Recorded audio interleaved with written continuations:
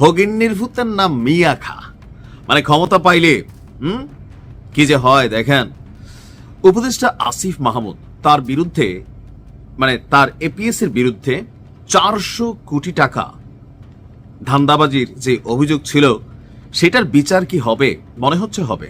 Doctor ইউনূসের সরকার আজকে কঠিন এক অ্যাকশনে গেছে, অনেকের মধ্যে টেনশন ঢুকে গেছে। ঘটনা কি হতে যাচ্ছে খেয়াল আছে আপনার?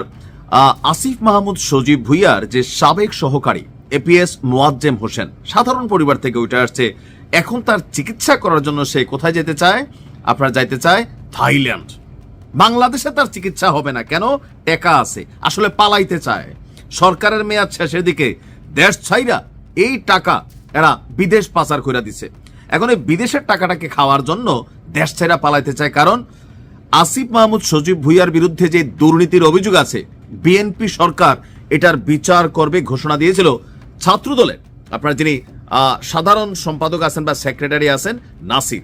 এরপরে সম্ভবত টেনশনটা, ঘটনার প্রেক্ষাপট হচ্ছে স্পাইনাল কর্ডের চিকিৎসা করাতে থাইল্যান্ড যাওয়ার অনুমতি চেয়েছে আপনার আসিফ মাহমুদ সজীব ভুইয়ার সাবেক এপিএস মোয়াজ্জেম হোসেন, যার বিরুদ্ধে 400 কোটি টাকা, মতান্তরে হাজার হাজার কোটি টাকা ধান্দাবাজির অভিযোগ আছে দুদকে। ফাইলটা আপাতত আটকে আছে, গতি পাচ্ছে না, তবে পাবে। ওই আবেদনে উল্লেখ করা হয় তাকে ষড়যন্ত্রমূলকভাবে হয়রানি করার উদ্দেশ্যে এই পিটিশন মামলায় সম্পৃক্ত করা হয়েছে। বাতিজা বাতিজা বাতিজা, তোমার খবর আছে বাতিজা? তোমরা যে রাষ্ট্রটার কি বানাই ফেলছো এক একজন চেয়ারে বৈশা, আমরা কিন্তু বুঝা গেছি। এখন বাতিজার বক্তব্য হয়রানি, তো তোমাকে কে হয়রানি করতে চায়? কে? আস্তে আস্তে সব বের হবে বাবা। মূলত তিনি কোনো প্রকার আইন শৃঙ্খলা ভঙ্গকারী এবং রাষ্ট্রবিরোধী কর্মকাণ্ডে জড়িত নন। তার বিরুদ্ধে আনা অভিযোগ দৃঢ়ভাবে তিনি চ্যালেঞ্জ করেন এবং এ নিয়ে প্রতিদ্বন্দ্বিতা করবেন। ঠিক আছে, বিএনপি সরকার আসতে দাও বা জামাতের সরকার আসতে দাও। তার জাতীয় পরিচয়পত্রের উপর আরোপিত নিষেধাজ্ঞা প্রত্যাহার করে তা অবমুক্ত করে বিদেশ গমনের অনুমতি প্রদান করার জন্য তিনি আবার দরখাস্ত দিয়েছেন। তিনি নাকি পরে গিয়ে স্পাইনাল কর্ডে আঘাত পেয়েছেন, সেখান থেকে ফ্লুইড বের হচ্ছে। এখন বাংলাদেশে কি চিকিৎসা নাই? এই সরকার কি স্বাস্থ্য মন্ত্রণালয়ের উন্নতি করে নাই, নাকি না নিজেদের উন্নতি হয়েছে? Thailand medical visa invitation letter প্রেরণ করে তার চিকিৎসাজনিত পরীক্ষা নিরীক্ষা এবং অপরাপর টেস্ট এবং চিকিৎসা করার জন্য 15 ফেব্রুয়ারি অ্যাপয়েন্টমেন্ট নির্ধারণ করেন। এজন্য তার চিকিৎসা করার জন্য বিদেশে গমনের অনুমতি প্রদান করা আবশ্যক। শুনানি শেষে আদালত আবেদনটি না মঞ্জুর করে দিয়েছেন, কারণ ঘটনার ভিতরে প্যাচ আছে। এই আসিফ মাহমুদ সজীব ভুইয়ার সাবেক এই এপিএস এর বিরুদ্ধে আপনার দেশ থেকে নিষেধাজ্ঞা রয়েছে। পাশাপাশি তার জাতীয় পরিচয়পত্র ব্লকের আদেশ দিয়েছিল আদালত। দুদকের উপপরিচালক মিনু আক্তার সুমির আবেদনের প্রেক্ষিতে মহানগর দায়রা জজ মোহাম্মদ জাকির হোসেন গালিবের আদালত এই আদেশ দেন, এ ভাগা যাবে না। এ ভাইগা গেলে এর যে বস বা আরো বস আছে উপরে কারা, সবগুলা কিন্তু বাইচা যাবে। কারণ কি, এই সে দেশটা পালাই যাবে। এখন সে এই টাকা নিয়ে কি আসিফ মাহমুদ সজীব ভুইয়ারে দিছে, নাকি সজীব ভুইয়া জানেই নাই? তার বক্তব্য যে সে জানে না, নির্দোষ হইতে পারে। আমাদের কথা হচ্ছে তাকে ধরা দরকার, তার কাছ থেকে তথ্য জানা দরকার। কারণ পরিবর্তিত বাংলাদেশের যে স্বপ্ন আমরা সবাই দেখেছি, সেই স্বপ্ন আসলে বাস্তবায়ন করার পক্ষে আওয়ামী লীগ সরকারের দুর্নীতির বিরুদ্ধে আমরা কথা বলেছি, অত্যাচারের বিরুদ্ধে কথা বলছি। এখন আমরা যাদেরকে বসাইলাম তারা নিজেরাই যদি চোর হয়, তো রাষ্ট্রের পরিবর্তন কারা করবে? আমি মনে করি খুবই সুন্দর একটা সিদ্ধান্ত হয়েছে। ইনভেস্টিগেশন নিরপেক্ষভাবে হতে হবে। ইউনূস সরকারের আমলে ইনভেস্টিগেশন কখনো নিরপেক্ষ হবে না, কারণ ইউনূস সরকারেরই অংশ ছিল আসিফ মাহমুদ সজীব ভুইয়া, নাহিদরা। সুতরাং এখানে নিরপেক্ষতার জন্য একটা রাজনৈতিক সরকার দরকার। যদি এরপরে আসিফ নির্দোষ হয়, অবশ্যই তার বিরুদ্ধে যে অভিযোগ আছে সেটা সরে যাবে। এপিএস মোয়াজ্জেম, তার বিরুদ্ধে যদি অভিযোগ না থাকে, প্রমাণিত হোক। ইউনূস স্যার একটা কামই করছে, বুঝছেন, কামই করছে। এই যে সে 15-16 মাস ধরে ক্ষমতায় আছে, তার তো কিছু দলবল আছে, উপদেষ্টা সহ উপদেষ্টা আর কত দলবল আছে না? তো সেই দলবল নিয়ে আসে যখন এই সালতানাতে গিয়ে বসে ইউনূস স্যার হয়তো দুর্নীতি খুব একটা করেনি, সে শুধু হালকার উপরে তার মামলাগুলো কিছু খারিজ করে নিচ্ছে, হালকার উপরে, বুঝছেন, হতেই পারে এটা। তো কিন্তু যে তার চারপাশে যে দলবল ছিল, প্রহরীরা ছিল, সিপাহ সালাররা ছিল, বুঝছেন, এর ভিতরে একজন সিপাহ সালার, ওই যে ভিডিওর পিছনে দেখতে পাচ্ছেন আমাদের সজীব ভুইয়া আর তার ওই এপিএস মোয়াজ্জেম ভাইয়া, তো তারা তো ভাই খোকলা বানায় দিয়েছে, বুঝছেন, বাংলাদেশে খাইয়া খোকলা বানিয়ে দিছে, কারণ এরা ছিল ক্ষুধার্ত, অনাহারে কাঙ্গাল থাকা অবস্থায় বছরের বছর খাইতে ভাত পায়নি, থাকার জায়গা নাই, মেসে মেসে থাকতো, টিউশনি করে চলতো, চুরি করতো না, বাটপাড়ি মনে টুকটাক করতো, বুঝছেন। তো এইগুলো কইরা যারা চলতো, এই এপিএস মোয়াজ্জেমের যদি প্রিভিয়াস লাইফ স্টোরি আপনারা দেখেন, একটু খোঁজেন না। বাংলাদেশের সাংবাদিকরা তো খালি ব্যস্ত ওই যে কার বউ ভাইকে গেছে, কে কি করছে না করছে, বুঝছেন, এগুলো নিয়ে বাংলাদেশের সাংবাদিকরা ব্যস্ত। ভাই খুঁজবেন তো এগুলি। মোয়াজ্জেম মিয়া আগে কেমনে ছিল আর মোয়াজ্জেম মিয়া বর্তমানে কেমন আছে, এপিএস ওই যে সজীব ভুইয়ার এপিএস।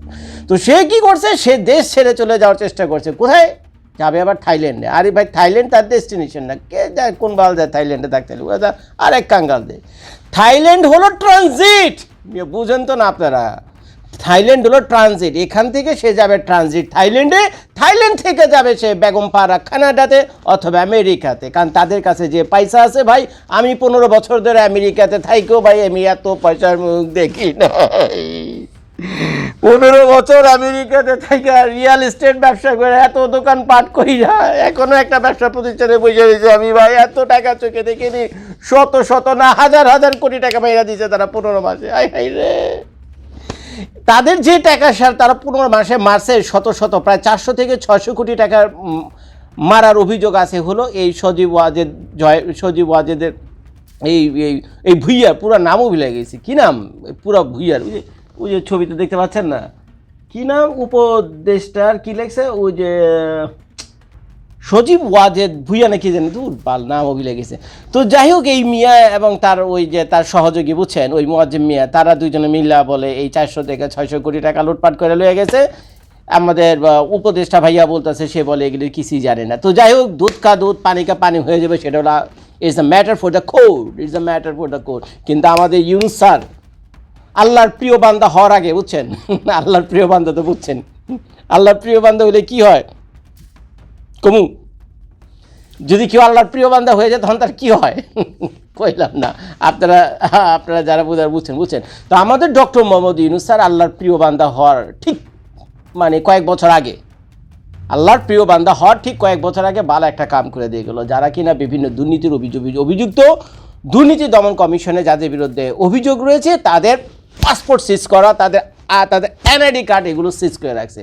তো যার ফলে মোয়াজ্জেম মেয়ের কাদিন পর্যন্ত নির্বাচনে তো এখন আওয়ামী লীগ তো এখন নাই, তো বিএনপি স্বাভাবিকভাবে জয় হওয়ার সম্ভাবনা 190%, আর 10% আছে হলো জামায়াতের। সরকার গঠন করা, কিন্তু জামায়াতও ভালো আসন পাবে, কিন্তু সরকার গভর্নমেন্ট ফর্ম করার একটা পসিবিলিটি রয়েছে হলো বিএনপিরই 90%। আমি ব্যক্তিগতভাবে মনে করি ভুল হতে পারে।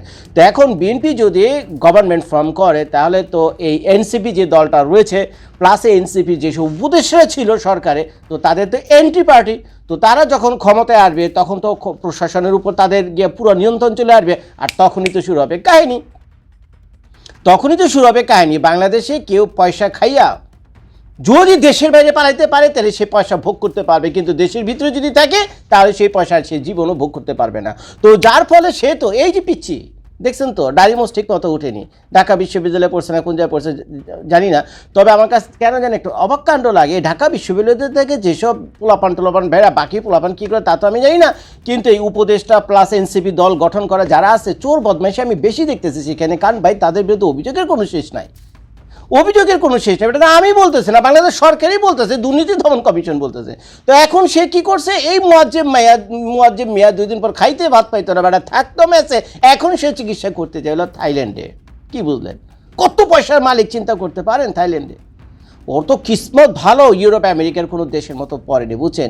এইখানকার যে অ্যান্টি করাপশন যে ব্যুরো আছে আমেরিকার, বুঝছেন, অ্যান্টি করাপশন ব্যুরো যদি একবার আপনাকে একটা চিঠি লেখে না, মেইলে যদি একটা চিঠি পান যে আপনার একটু ডাকছে, একটা কল করতে হয়েছে বা নিকটস্থ অফিসে যান, ভাই মানুষ প্যান্টের ভিতরে মুইত্যা দেয়, এই দেশে একটা জিনিস আছে নাম হলো IRS, ইন্টারনাল রেভিনিউ সার্ভিসের নাম শুনছেন, IRS বাংলাদেশেও আছে একটা, বুঝছেন। তো যাই হোক, বাংলাদেশেরটার কী কাহিনী তাই যায় না, এখানকার IRS-এর একটা চিঠি যদি আপনি মেইল বক্সে পান, আমি যদি বিশ্বাস করেন আর কে মুতবে না মুতবে আমি জানি না, আমি নিজে প্যান্টের ভিতরে মুইত্যা দেবো। এই দেশের IRS-কে মানুষ এত ভয় পায়, কারণ IRS-এর কাছে প্রত্যেকটা মানুষ তার ইনকাম এবং খরচের হিসাব দিতে হয় এই IRS-এর কাছে। It's very dangerous. এই ইটা ডিপার্টমেন্ট আমেরিকার মুত্তা দেয় মানুষ, শুনছি অনেক অনেক পায়খানা করে দেয় এই আইএসের চিঠি আসলে, বুঝছেন?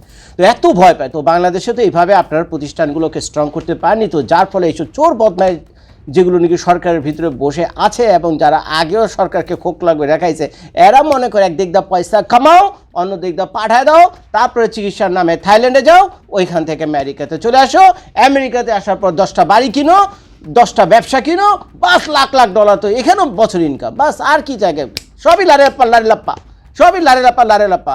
আর বাংলাদেশ সরকার কি করবে? মামলা করবে, গিয়ে কোর্টে যার বিরুদ্ধে মামলা করছে বেটা তো দেশেই নেই, সবার সামনে দিয়ে গেছে, এখন কি হিসেবে মামলায় দেখানো হবে তার এলো পলাতক। আরে কবে তারে ধৈরা লইব, কবে তারে বিচার করে, আর বেড়া আসার জন্য পয়সা রয়েছে। আর বাংলাদেশ আইব বেড়া কোন দুঃখে? মুয়াজ্জেম মিয়া যদি এখন পলায় যায়, থাইল্যান্ডের কথা বলা, যদিও আমাদের ইউনূস স্যারকে মানে হাজার হাজার থ্যাংক ইউ যে বেচারা অন্তর একটারে তো আটকাইছে, যদিও বহুত ভেঙে গেছে কিন্তু একটারে তো আটকাইছে, সেটা ক্রেডিট ইউনূস স্যারকে দিতে হয় না। যদি এই ভালো যাইতো তাহলে কার বিচার আমরা করতাম, বুঝছেন?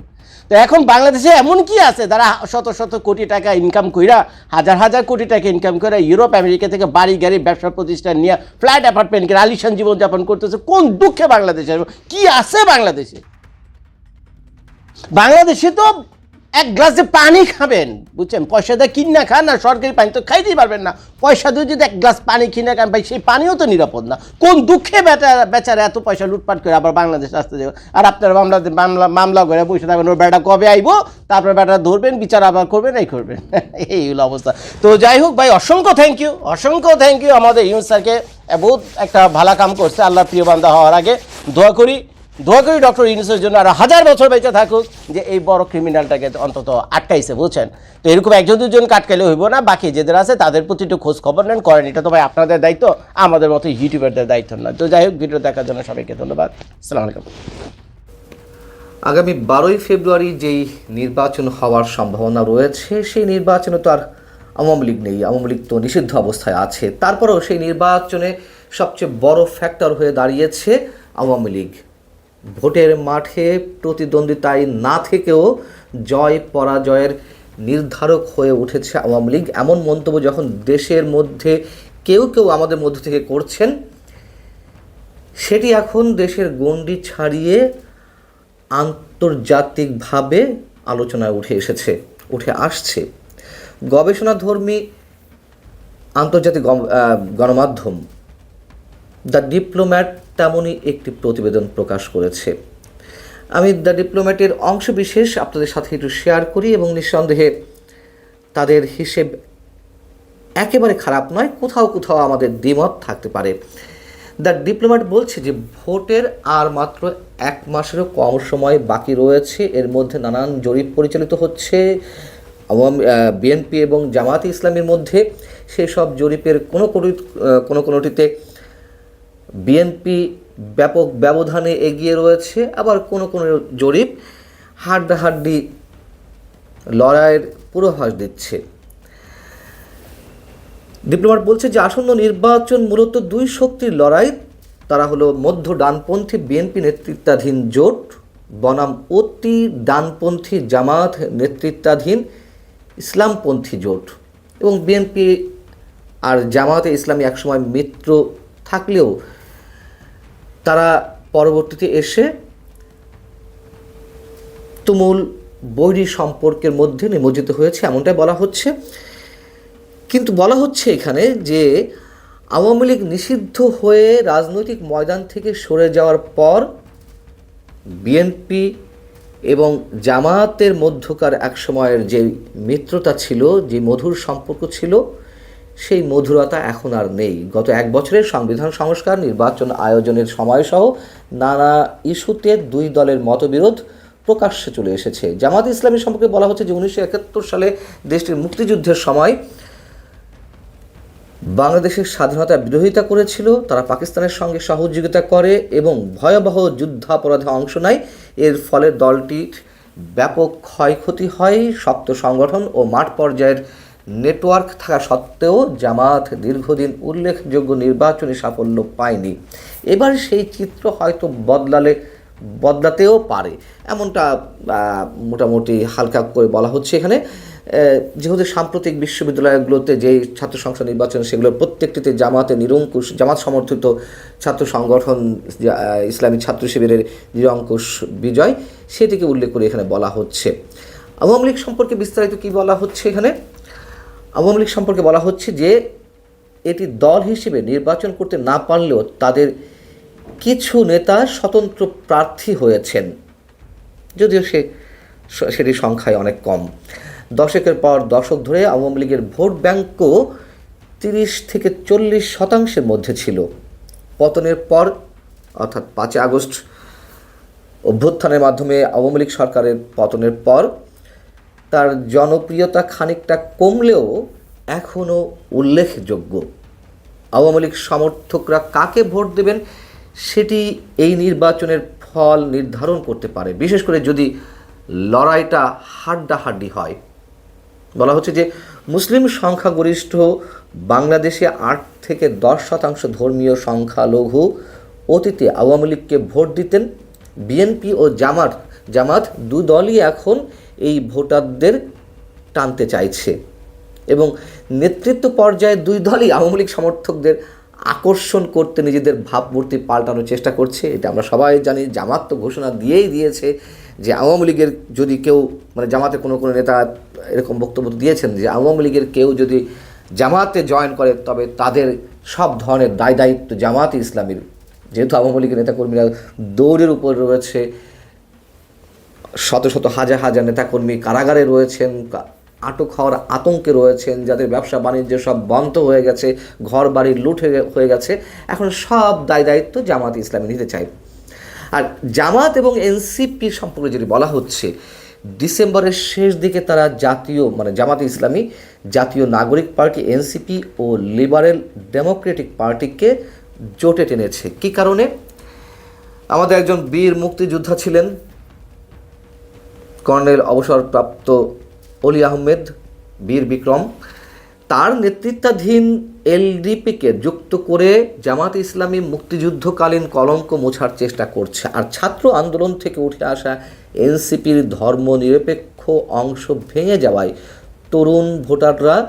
তরুণ ভোটারদের টানার আশা অনিশ্চিত হয়ে পড়েছে। যেহেতু এনসিপির যে কিছুটা হলেও ভাবমূর্তি ছিল, তাদের যে কর্মকাণ্ড, নানান বিষয়ে বিতর্কিত কার্যকলাপ, সেখান থেকে তো মানুষ বিমুখ হয়েছে। মানুষ মনে করছে যে তাদের সঙ্গে প্রতারণা করা হয়েছে। মানুষের ক্ষোভ, বঞ্চনা, এগুলোকে পুঁজি করে, আবেগকে পুঁজি করে যেভাবে 5 আগস্টের আগে রাজপথে নামানো হয়েছিল, যেই আশার বাণী দেওয়া হয়েছিল সাধারণ মানুষের সামনে, সব কিছু তো উল্টে পাল্টে দিল এই এনসিপি নেতৃত্বে থাকা ছাত্র নেতারা।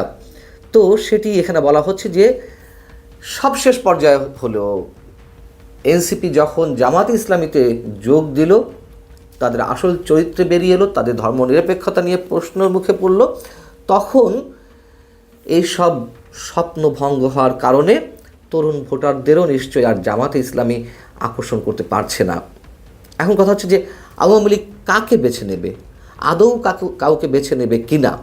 এখানে বলা হচ্ছে যে আওয়ামী লীগ সমর্থক ও সংখ্যালঘুরা বিএনপি বা জামাত কাকে বেছে নেবেন তা নির্ভর করবে তারা অতীত ভুলতে পারবেন কিনা। মানে এই 17-18 মাসে যে পরিমাণ অত্যাচার নির্যাতন তাদের উপরে হয়েছে, সেই বিষয়টি এখানে বলা হচ্ছে, সেটির উপরে নির্ভর করছে। জামাত এখন নিজেকে সংখ্যালঘু বা নারী বিরোধী নয় বলে দাবি করলেও প্রার্থী তালিকায় মাত্র একজন হিন্দু আছেন। তাও তো মাশাআল্লাহ অনেক, জামাতে ইসলামী হিন্দু ব্যক্তিকে নমিনেশন দিয়েছে, কিন্তু কোনো নারী প্রার্থী নেই। বিএনপির ক্ষেত্রেও একই প্রশ্ন। তারেক রহমান আজ মধ্যপন্থী কথা বললেও অতীতে জামাতের সঙ্গে জোট বাঁধার বিষয়টি আলোচনায় আসছে। বিএনপির তালিকায় মাত্র 2 জন হিন্দু প্রার্থী রয়েছেন। অতএব খুব স্বাভাবিক কথা যে এই দেশ সবার, মুসলিম, হিন্দু, বৌদ্ধ, খ্রিস্টান সবার, তাহলে কেন অন্য ধর্মের মানুষেরা এত বেশি অবহেলিত প্রার্থী তালিকা অনুযায়ী? দ্য ডিপ্লোম্যাট যেটি বলছে যে আওয়ামী লীগ সমর্থকরা ভাববেন ভবিষ্যতের জন্য কোন দল তুলনামূলকভাবে ভালো বিকল্প। বিএনপির নতুন দৃষ্টি যেটি মানুষের সামনে প্রকাশ পাচ্ছে, হয়তো তাদের কাছে তুলনামূলকভাবে গ্রহণযোগ্য মনে হতে পারে, কিন্তু তারা কি দশকের পুরনো বৈরিতা ভুলে যেতে পারবে না? রাজনীতি মাঠে আওয়ামী লীগ এবং বিএনপি তো চির প্রতিদ্বন্দ্বী, এটি আমরা সবাই জানি, সেটি এখানে উল্লেখ করা হয়েছে। এবং দীর্ঘদিন ধরে বিএনপি ও আওয়ামী লীগ একে অন্যের সরকারকে অচল করেছে, রাজপথে রক্তক্ষয়ী সংঘাত করেছে। আজ সেই আওয়ামী লীগ সমর্থকরাই বিএনপির নির্বাচনী ভাগ্য বদলে দিতে পারেন। ভোটের দিনে তারা কি দলটিকে জয়ের সীমানা পার করিয়ে দেবেন? এটি হচ্ছে ডিপ্লোম্যাটের বিশ্লেষণ। কিন্তু আমরা তো জানি যে এরই মধ্যে আওয়ামী লীগের হাইকমান্ড শেখ হাসিনা ভারতে বসে আওয়ামী লীগের ভোটার, কর্মী, সমর্থক সবার উদ্দেশ্যে তিনি বলেছেন যে নির্বাচন বয়কট করতে হবে। তাহলে যদি আওয়ামী লীগের ভোটাররা নির্বাচনে না যায়, কেউ যে যাবে না সেটি তো আমরা সেভাবে বলতে পারি না নিশ্চিত করে। অবশ্যই অনেকেই যাবেন যার যার ব্যক্তিগত জায়গা থেকে, ব্যক্তি পছন্দের জায়গা থেকে, অথবা কোনো কোনো ক্ষেত্রে ভয়ের জায়গা থেকেও কেউ কেউ ভোট কেন্দ্রে যেতে পারেন। এখন ভোট কেন্দ্রে যাওয়ার পরে সেই ব্যালট পেপার তারা কী করবেন, ছিঁড়ে ফেলবেন নাকি সিল মারবেন, এটি তাদের বিষয়, আমরা জানি না। তবে যেহেতু নির্বাচন বয়কটের কথা বলা হয়েছে, সেই জায়গা থেকে কতজন আওয়ামী লীগের কর্মী, সমর্থক, ভোটার তারা ভোট কেন্দ্রে যাবে বা সেই ভোটের উপরে কতটা এর ফলাফল নির্ভর করবে, সেটিও নিশ্চয়ই আলোচনার দাবি রাখে।